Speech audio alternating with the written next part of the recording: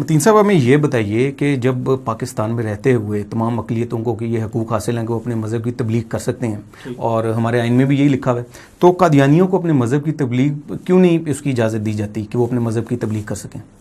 اس کا میں آپ سے عرض کرتا ہوں کہ یہ میرے پاس پاکستان کا آئین ہے.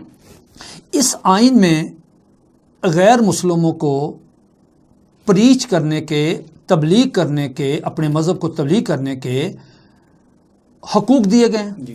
اچھا، لیکن حقوق اس وقت ملیں گے جب آئین میں دی گئی اپنی حیثیت کو مانیں گے. صحیح.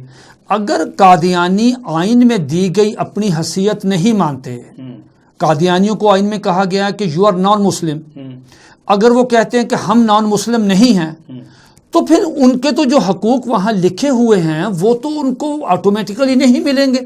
پہلے اپنی حیثیت تسلیم کریں کہ وہ یا نان مسلم، ہمارا اسلام سے کوئی تعلق نہیں، ہم غیر مسلم ہیں جس طرح عیسائی ہیں، یہودی ہیں، سکھ ہیں، ہندو ہیں.